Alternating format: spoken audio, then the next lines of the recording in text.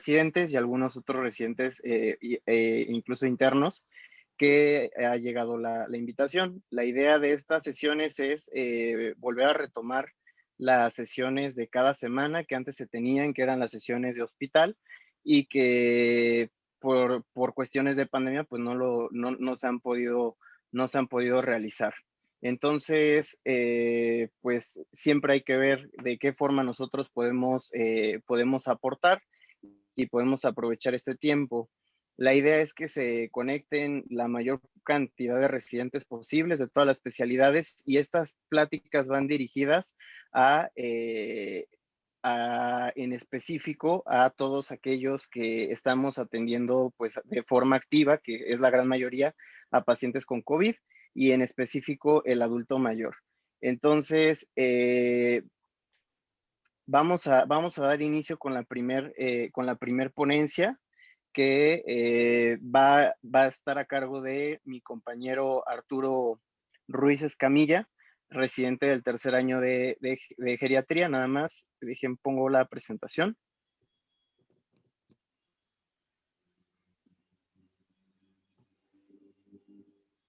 Y Arturo.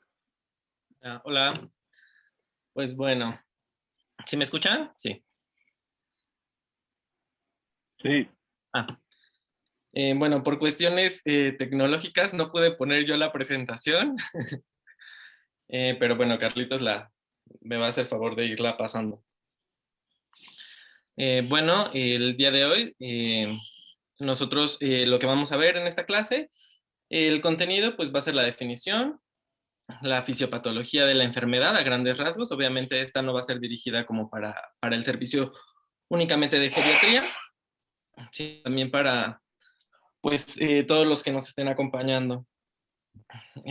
Vamos a dar las escalas diagnósticas, el pronóstico, y al final esta clase es un poco corta, la diseñamos así para que pues al final pudieran preguntar y hacer las aportaciones necesarias.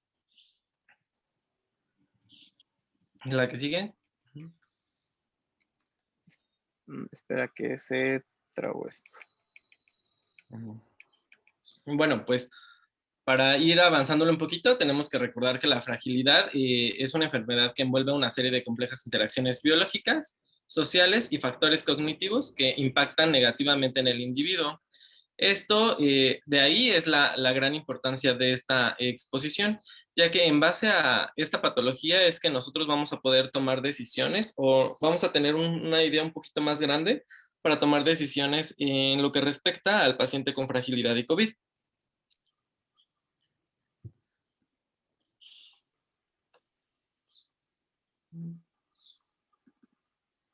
Voy.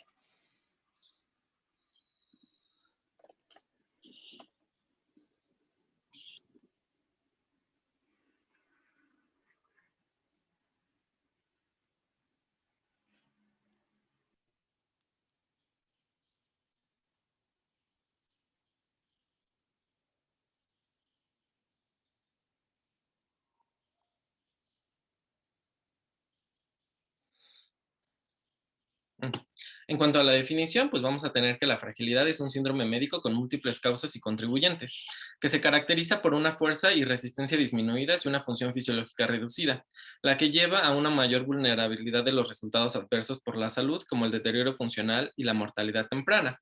Aquí tenemos que recordar que el envejecimiento como tal es una condición que vulnera al ser humano.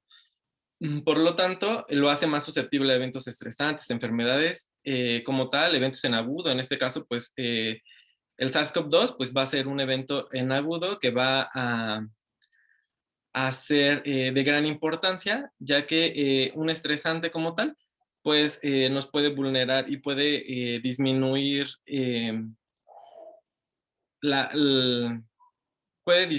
la capacidad del individuo para detectar esta enfermedad, o para combatir esta enfermedad más bien. ¿La que sigue? Aquí vamos a tener múltiples definiciones, solo de manera rápida. Para algunos autores, este término describe un síndrome representado por un amplio conjunto de deterioro relacionado con el envejecimiento y actúa sobre el plano biológico y de los sistemas endocrino y cardiovascular. también del musculoesquelético y inmunológico. Esta fue definido por Wu y colaboradores. También hay otros autores, como Alonso y colaboradores, que describen que está relacionada con la dependencia de las actividades de la vida diaria, y para otros se observa la necesidad de cuidados institucionales. La que sigue. Entre las definiciones más reconocidas y la que todo geriatra yo creo que conoce, pues sería la definición de la doctora Linda Fry, que esta fue en Estados Unidos en el 2001, y con sus compañeros definió a la fragilidad como un síndrome biológico que incrementa la vulnerabilidad, la discapacidad y favorece la muerte prematura. Establecen que hay presencia de al menos 3 de los 5 criterios descritos, que más adelante se los voy a mencionar. Pues de ahí en fuera también hay otros escritores que la han definido, pero para irnos un poquito más rápido, Rothwood la define como la acumulación continua de los déficits, síntomas, signos, enfermedades o discapacidades. Les menciono esta porque Rothwood es uno de los escritores, bueno, uno de los médicos que describe que tiene una clasificación como tal, los criterios de Rothwood para fragilidad. Entonces, esta también sería una de las importantes definiciones que nosotros tenemos. La que sigue. Y en cuanto a la organización en Latinoamérica, pues la Organización Panamericana de la Salud ha definido a los adultos mayores frágiles o de los que se pueden o están en riesgo de presentar los llamados gigantes de la geriatría o los 5 Is. Estas 5 Is pues son la incontinencia, inmovilidad, inestabilidad o síndrome de caídas, incapacidad cognitiva, social o funcional. La que sigue. En cuanto a la epidemiología, pues muchos estudios de fragilidad se han realizado utilizando una variedad de medidas para la fragilidad. De hecho, hay un estudio donde se busca cuántas herramientas para que nosotros podamos diagnosticar la fragilidad, y más o menos sale que son aproximadamente 65 herramientas validadas a nivel mundial, y estas se pueden estar, pues, dependiendo del país o de la región, son las que más se utilizan. También en cuanto al... Por eso les menciono esto, que ya que por eso el porcentaje de diagnóstico de acuerdo a cada país, pues varía mucho. Por ejemplo, en los Estados Unidos varía del 4 al 16% en hombres y mujeres de 65 años o más. Y se dice que también el 43% de los pacientes con fragilidad también tienen un diagnóstico de cáncer, entonces también se puede asociar a este tipo de enfermedades terminales.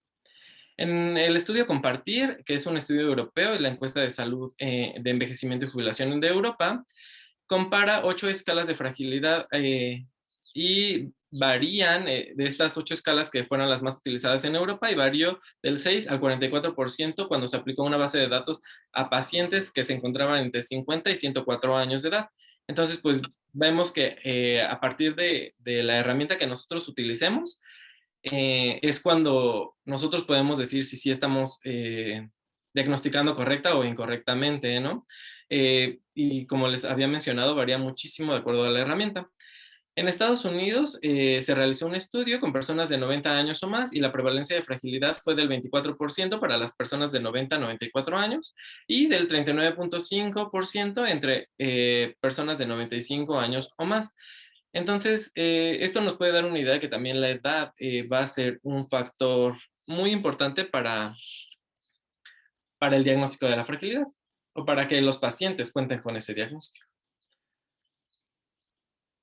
En cuanto a los factores asociados a una mayor prevalencia, pues como ya les había dicho, la edad, el nivel educativo más bajo, si es fumador actual, si tiene uso actual de terapia hormonal menopáusica, en Estados Unidos, que sea de una etnia afroamericana o hispana, que no se haya casado, depresión o uso de antidepresivos, y discapacidad intelectual.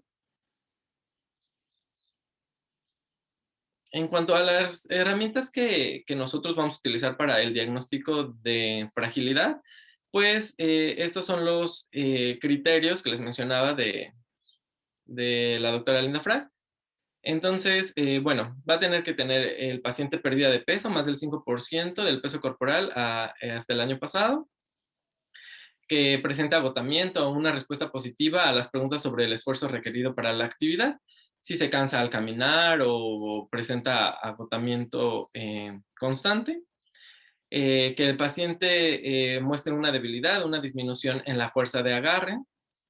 Esto lo medimos con un dinamómetro. Si la velocidad de la marcha es lenta, que sea mayor de 6 a 7 segundos para caminar 15 pies, o lo equivalente en metros, que tenga una disminución en la actividad física. Estos que sea en hombres, se considera una disminución cuando gastan menos de 383 calorías y en mujeres menos de 270 kilocalorías. La mnemotecnia Frail es útil para recordar algunas preguntas que nosotros le podemos hacer al paciente. Entonces, podemos, o sea, si tiene fatiga, si tiene disminución en la resistencia, si tiene una deambulación lenta, si el paciente tiene algún tipo de enfermedades crónico-degenerativas y si ha perdido peso. Los puntajes en la escala varían, pero van del 0 al 5, siendo 0 un paciente fit, considerado un paciente fit. Y para hacer nosotros el diagnóstico de fragilidad, lo tenemos que hacer de 3 a, bueno, se hace a partir de 3 puntos. Prefrágil de 1 a 2 y, bueno, un paciente fit o robusto se considera con 0 puntos. Otra herramienta de evaluación conocida por su facilidad de administración y la mayoría de los entornos clínicos de las herramientas salió en el estudio de fracturas por osteoporosis y, bueno, se define como la fragilidad se define como la presencia de al menos 2 o 3 componentes. Pérdida de peso del 5% en el año pasado o más, incapacidad de levantarse de una silla 5 veces sin usar los brazos, o una respuesta no a la pregunta ¿te sientes lleno de energía? Entonces, con una respuesta positiva o con una de estas 3 características, nosotros consideraremos al paciente prefrágil y con 2 ya lo consideraremos frágil. ¿La que sigue? En cuanto a la fisiopatología, pues bueno, cada vez hay más pruebas de que los sistemas de respuesta inmunológica o endocrina al estrés contribuyen para que el paciente presente este tipo de enfermedad. La que sigue, tenemos en la que sigue, tenemos un modelo hipotético de fragilidad y resultados adversos para la salud. En este modelo nosotros podemos encontrar que primero el paciente pueda llegar a tener un estrés oxidativo, un daño, una disfunción mitocondrial, daños al ADN, también presentar envejecimiento celular. Esto obviamente va a estar también acompañado de las variaciones genéticas de cada individuo y del ambiente al que éste fue expuesto o en el que él haya vivido, todos los factores ambientales. También podemos encontrar que es algo muy importante que si el paciente haya presentado antes enfermedades de tipo inflamatoria, lo que nos va a ocasionar en el sistema fisiológico del paciente un aumento en la inflamación y una disminución en la desregulación neuroendocrina. Esto lo vamos a traducir con una elevación de la proteína C reactiva, una elevación de la interleucina 6, una disminución del factor de crecimiento similar a la insulina, también una disminución en el sulfato de deshidropiandosterona, un aumento en el cortisol, lo que nos va a llevar a anorexia, sarcopenia o osteopenia, una disminución de la función inmune, una disminución de la cognición, un aumento de la coagulabilidad y una disminución en el metabolismo de la glucosa, lo que clínicamente nos va a traducir en un paciente frágil, que lo vamos a ver con una lentitud, debilidad, pérdida de peso, una disminución en la actividad física y fatiga. En cuanto a los factores sociodemográficos de la salud asociados a la fragilidad, yo les había mencionado bueno, que en este estudio que se realizó en Brasil en el 2014, se buscaron en muchas bases de datos, se encontraron alrededor de 4.100 artículos, de los cuales ellos, sobre los criterios de selección, solo se quedaron 35, la que sigue. Se quedaron 35 y en esos artículos lo que se pudo descubrir o lo que se pudo ver es que esta enfermedad estaba más asociada al sexo femenino, a la edad avanzada, a la raza negra De modo contrario, sucedía con respecto al nivel educativo y a los ingresos en la cual existe una asociación inversa a dicha enfermedad. Esto ya que se ha visto que los pacientes que tienen un nivel socioeconómico mucho más alto, pues tienen, no sé, la posibilidad de que se les hagan la mayoría, por ejemplo, de las actividades instrumentadas de la vida diaria, ¿no? También estaba asociada a enfermedades cardiovasculares, seguidas de diabetes tipo 2, hipertensión, enfermedades pulmonares, la principal era EPOC, artritis, cáncer y accidente cerebrovascular. La que sigue. También se observó una asociación directa entre la incapacidad funcional y la fragilidad. Desde ahí que muchos autores le asocian que la fragilidad es una disminución en la funcionalidad. Más sin embargo, no siempre un paciente frágil tiene que ser dependiente. Pero bueno, eso ya es un tema más para geriatría. La que sigue. En cuanto ya pasando un poquito más a la evidencia y a lo que nos compete en esta exposición, para ver en cuanto al impacto pronóstico que los pacientes tienen cuando presentan esta enfermedad, encontré este artículo que es Fragilidad y Mortalidad en pacientes hospitalizados que presentaban COVID-19. Fue un estudio retrospectivo observacional y aquí fue publicado por Robert Desmet en la revista Elsevier si no me equivoco, fue en julio del año pasado. El objetivo de este estudio es determinar la asociación entre la fragilidad y la mortalidad a corto plazo en los adultos mayores que se encontraban hospitalizados con diagnóstico de SARS-CoV-2. El diagnóstico de COVID fue mediante por PCR y el de fragilidad se utilizaron los criterios de Rothschild. Con un total de 89 pacientes, la mayoría eran mujeres en un 69%, donde se encontró que la fragilidad y la edad tienen una asociación débil en cuanto a la mortalidad con los pacientes hospitalizados por COVID-19. Sin embargo, se tiene una especificidad pobre para predecir el pronóstico del paciente, pero sí se encontró una asociación, aunque fue débil, pero sí se encontró una asociación entre los pacientes. El que sigue. Este otro estudio, este otro artículo, perdón, pues bueno, fue la asociación entre COVID y fragilidad y las multimorbilidades que presentaron los pacientes en el Reino Unido, publicado por Woolford y colaboradores en junio del 2020. Bueno, fue publicado en julio. El objetivo de este estudio fue determinar la asociación entre la fragilidad y la multicomorbilidad de los pacientes con riesgo a ser hospitalizados por SARS-CoV-2. Se tomaron en cuenta alrededor de 500,000 pacientes, exactamente 502,640 participantes, de los cuales obviamente fue en todo Inglaterra. Fue usada la escala diagnóstico de Frey, por lo general a la llegada al hospital.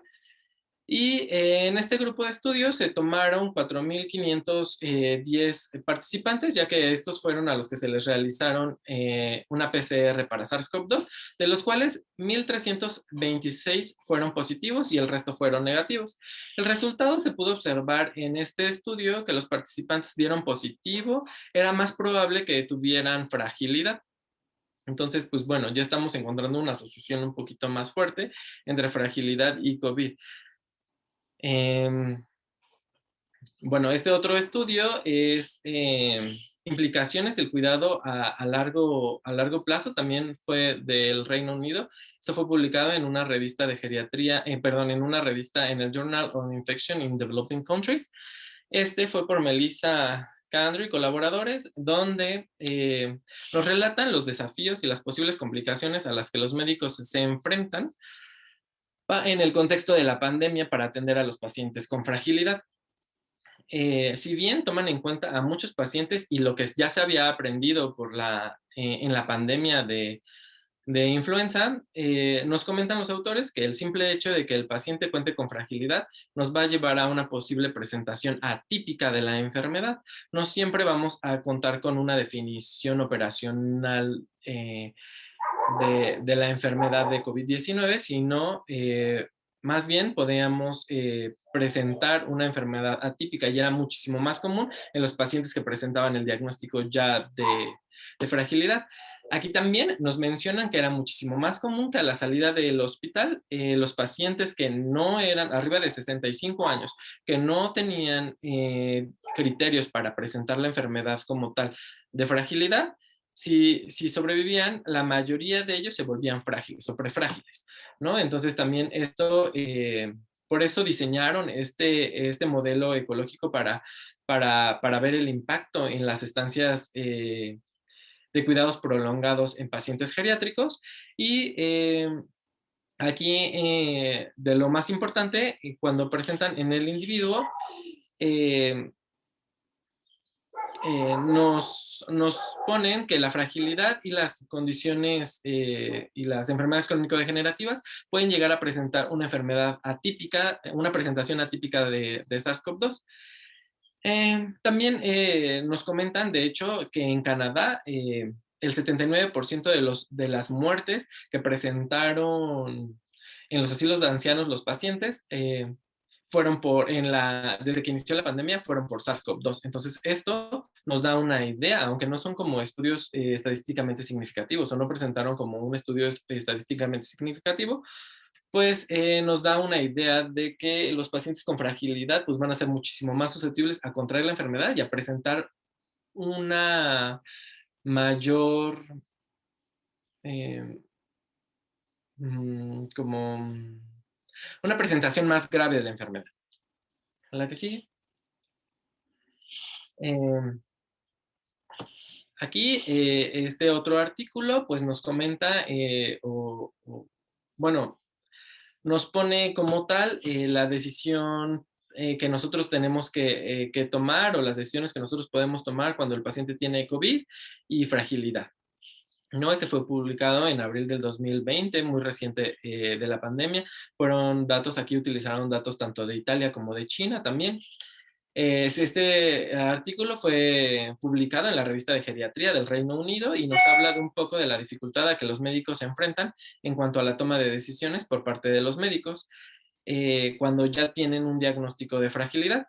Ellos proponen que a los pacientes se les realice un test para diagnóstico de la enfermedad al inicio de la hospitalización para así poder proveer un pronóstico en cuanto a la estancia hospitalaria, la mortalidad, los requerimientos de terapia intensiva o los días de requerimientos de terapia intensiva y o cuidados médicos domiciliarios.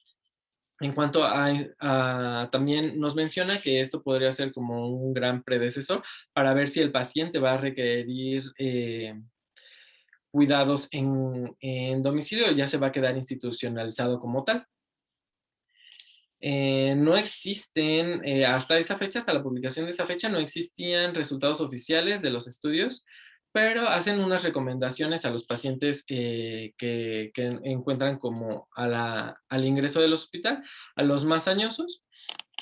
El manejo que se les debe dar ellos nos comentan que debería de ser multidisciplinario, que debería ser con un enfoque totalmente multidisciplinario, ya sea por un geriatra, un cirujano, un médico de rehabilitación, enfermería y por un médico de cuidados paliativos. Aquí ya nos mencionan esta gran rama de la geriatría para, para comenzar un poquito en la toma de decisiones, no solo del paciente. Aquí nos mencionan que la información que nosotros le demos al paciente tiene que ser de suma importancia y a los familiares también. Esta toma de decisiones que ellos deben de tomar debe de ser escuchando a todo este grupo multidisciplinario. Claro, tenemos que tomar en cuenta que este es un primer mundo, ¿no? Y aquí, pues, difícilmente nosotros podríamos tratar a un paciente o a un grupo de pacientes de esa manera. ¿La que sigue? Este artículo de revisión, publicado por el Journal of Clinical Medicine, eh, como título de La fragilidad y COVID, una revisión sistemática. La verdad, es un artículo que nos muestra a grandes rasgos varios estudios que habían salido. En este artículo de revisión se buscaron artículos con evidencia científica acerca de fragilidad y COVID-19. Se utilizaron buscadores médicos como PubMed, Web y Science. También se utilizó el buscador de Embase. encontrando artículos de diciembre del 2019 a mayo del 2020. Este estudio seleccionó información encontrando 13 artículos, 15 recomendaciones o guías de práctica clínica, 3 artículos de revisión, un ensayo clínico y 6 estudios observacionales, además de 2 reportes de casos de control. Únicamente lo que este artículo encontró fueron estudios sobre un aumento en la mortalidad, estadía hospitalaria, aumento de la admisión en la terapia intensiva, mas sin embargo no se encontraron estudios sobre intervenciones o tratamientos para este tipo de pacientes en específico. Y de hecho justo, bueno, la que sigue, justo nos hacen un cuadro donde a manera de resumen nos encuentran como los estudios más significativos que se encontraron a través de este estudio de revisión. El primero de ellos es el estudio que hizo Baker y colaboradores. Fue un total de 291 participantes en una edad de entre 60 y 83 años. Aquí se utilizó la escala de Frey para el diagnóstico de fragilidad. Fueron pacientes hospitalizados y se evaluó la mortalidad de los mismos. Aquí se encontró una relación entre la muerte de los pacientes que se encontraban con un soporte mecánico ventilatorio. Por lo generalmente eran frágiles. También otro de los estudios que se realizó fue el de Hook, no, una antes. El de Hook, que fue un estudio de 23 participantes. Aquí la verdad, este estudio fue como un poco extraño porque se tomaron en edades de 21 a 81 años. Fue un estudio retrospectivo de corte, se evaluó la mortalidad y aquí, aquí se evaluó a los pacientes que habían sido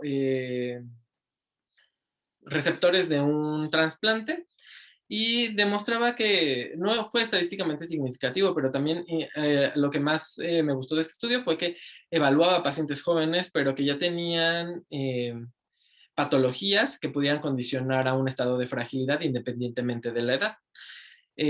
Sí llegaron a tener un poquito más de asociación con fragilidad, aunque este no fue significativamente, estadísticamente significativo. ¿El que sigue? Miles utilizó 377 participantes, de los cuales estuvieron en una edad de 70 a 99 años. Ellos buscaron todas las causas de mortalidad en los pacientes que se encontraban hospitalizados con el diagnóstico de SARS-CoV-2 y a los que no, aquí también se evalúa a los que no tenían COVID-19. Este estudio, la verdad, es un poquito extraño porque, pues bueno, no compara a grupos como tal, como de fragilidad y no fragilidad. Entonces, al final no fue estadísticamente significativo, pero sí hace una relación leve entre la fragilidad y la mortalidad. Turner tuvo 36 36 participantes en una edad entre 48 y 96 años. Fue un estudio retrospectivo observacional. Se evaluaron a pacientes que murieron por COVID-19 y aquí sí hubo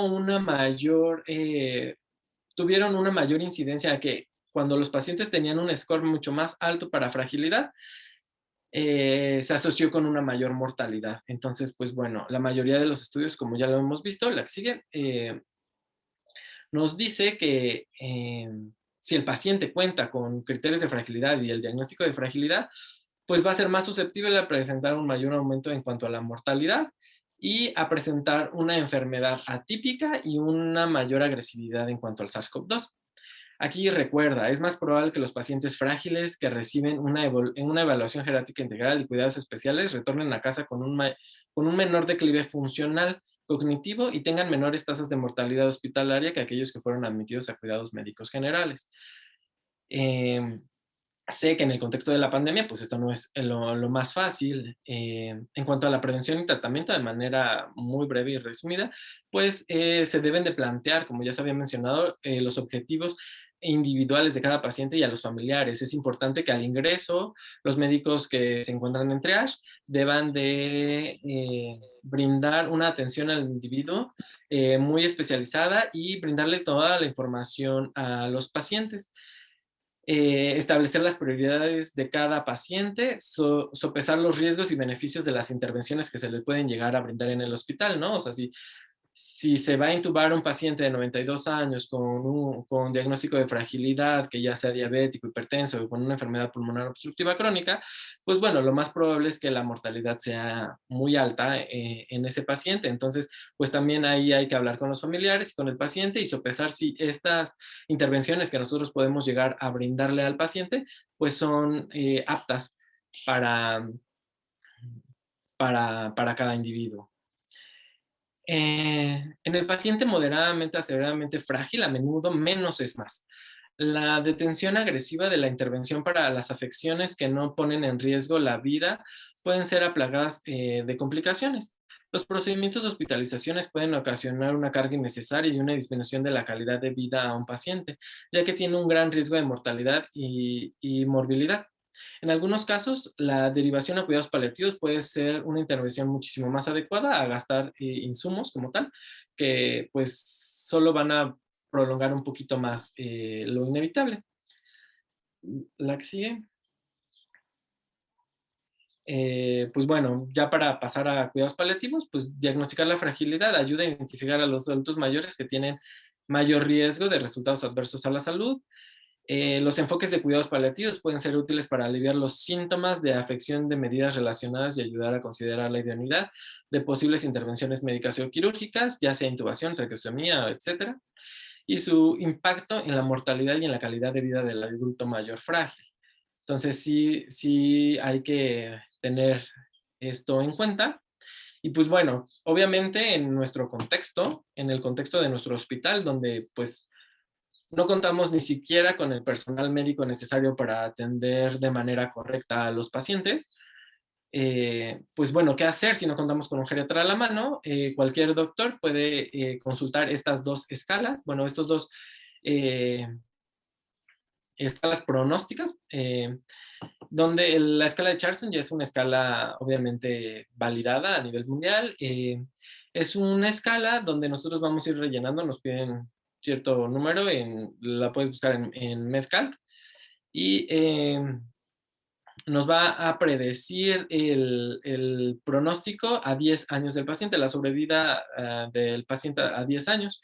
Y el Walter Index, que lo podemos buscar en ePrognosis, también nos dice el pronóstico o la sobrevida del paciente que va a tener a un año. Entonces, en base a esto, obviamente, si la sobrevida, no sé, es del 0.2% a 10 años y de igual 0% a un año, pues bueno, o la mortalidad es muy alta a un año, pues obviamente nosotros, si tenemos que intubar o tenemos que darle manejo avanzado de la vía aérea o algo así, pues ya podemos tener una idea de que a ese paciente no le va a ir nada bien, ¿no? Ese es algo de lo que nosotros podríamos hacer independientemente de la especialidad en la que estemos.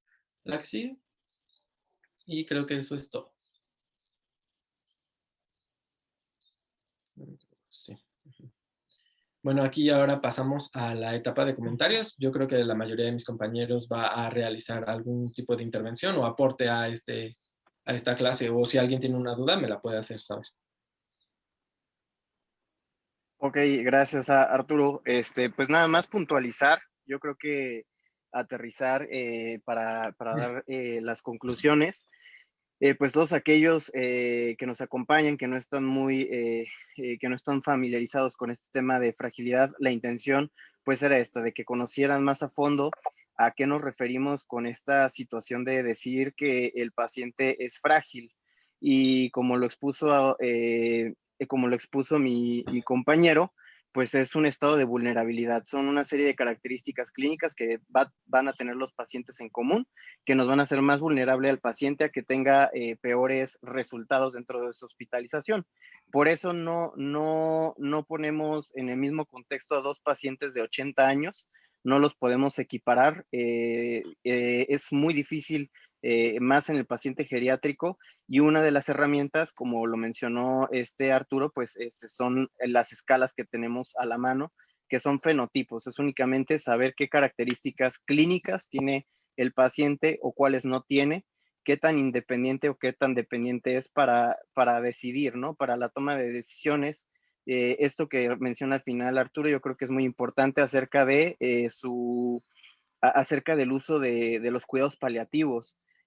También es algo que más adelante vamos a abordar, y que ahorita nos dio una introducción Arturo, de que pues muchas veces a nuestro paciente le va a ir mejor cuando nosotros iniciamos este tipo de cuidado, que a lo mejor no estamos muy permeados todavía en nuestra sociedad acerca del uso de estos cuidados. Entonces, únicamente, pues llevarnos ese concepto, no todo paciente geriátrico tiene las mismas características, hay que individualizar y es indispensable para la toma de decisiones clínicas y los eventos que puedan desarrollarse de todas las intervenciones terapéuticas que nosotros hagamos.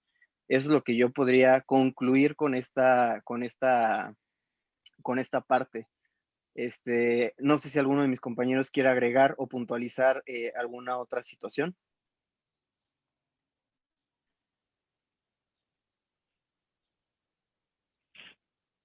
Roger, ¿quieres comentar algo?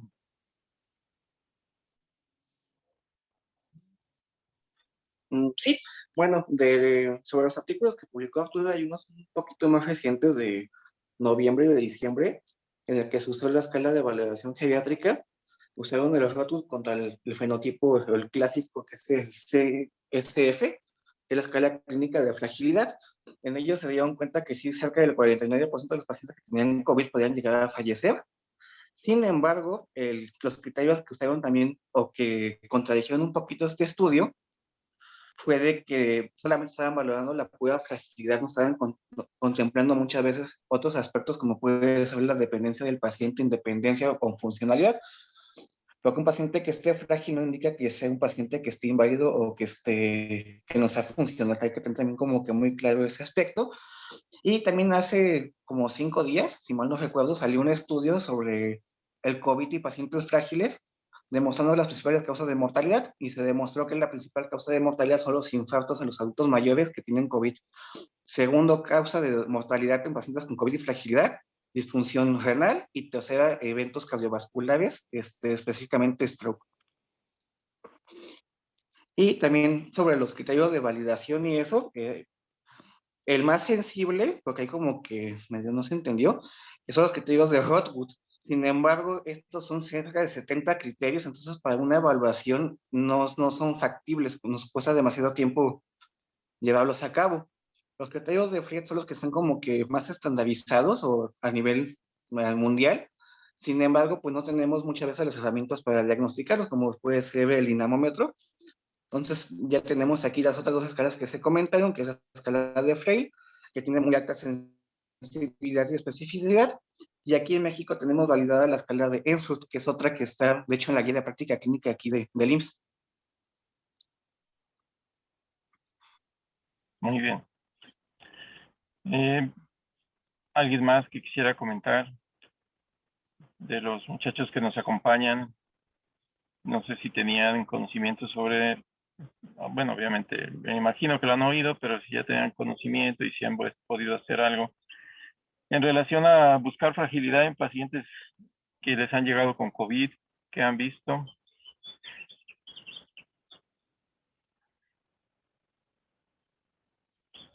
Nadie. ¿Alguno de los que están ahorita con nosotros es residente de otra especialidad? Sin miedo, muchachos.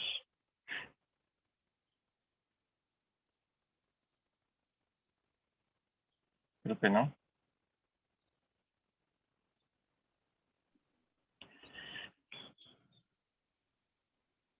Bueno, Bueno, igual algo puntualizar, algo que también me ha gustado esta parte de la geriatría o de lo que vemos en cuanto a los cuidados de un paciente ya que hablamos a lo mejor de terminalidad, que a lo mejor ya está muy frágil.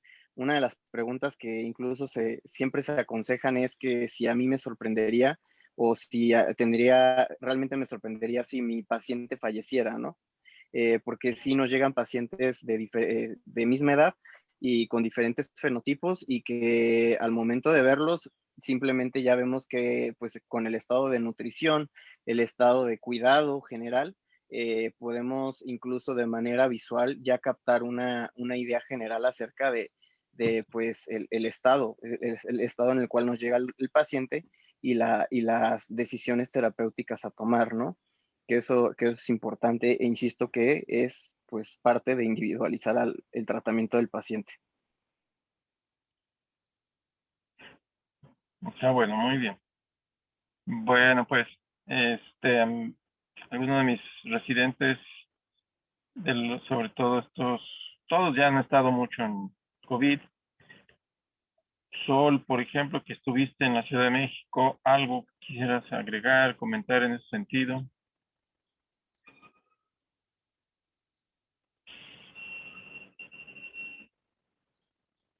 Si está Sol, ¿nos sirve audio?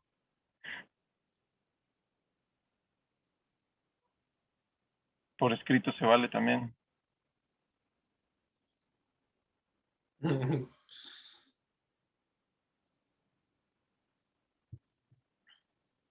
Bueno, pues miren, yo creo que en el sentido de la plática, lo que podemos destacar es de que la fragilidad es un síndrome que afecta con mucha mayor frecuencia a los pacientes mayores. Mencionó Arturo que podemos encontrar fragilidad en pacientes menores de 60, sin duda, pero es muy común o más frecuente en ellos, en los adultos mayores, y que nos van a marcar diferencias en el cuadro clínico y en la evolución, y es importante tomarlo en cuenta para rastrear de manera intencionada la presencia de la enfermedad COVID con manifestaciones atípicas. Acuérdense que en el adulto mayor lo típico es la presentación atípica, ¿sí? Y la comorbilidad más la polifarmacia nos puede dar tanto presentaciones diversas como interacciones muy desafortunadas con algunos de los tratamientos que solemos dar. Y el hecho de tratar de identificar la presencia de la fragilidad y establecer un factor pronóstico nos debe de dar la herramienta para tomar decisiones, para saber qué tanto vamos a intervenir, hasta dónde podemos llegar, cuál va a ser la respuesta.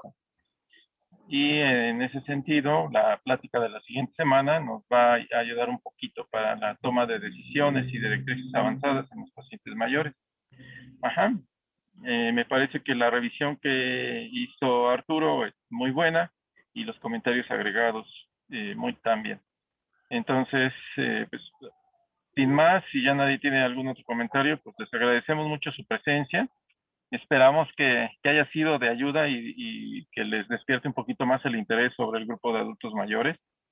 La visión del geriatra me parece que puede ayudar a que pudiéramos clarificar sobre todo esta situación de la actividad que nosotros realizamos, que es la intervención a favor siempre del bienestar del paciente y no buscando solamente la sobrevida de manera como heroica.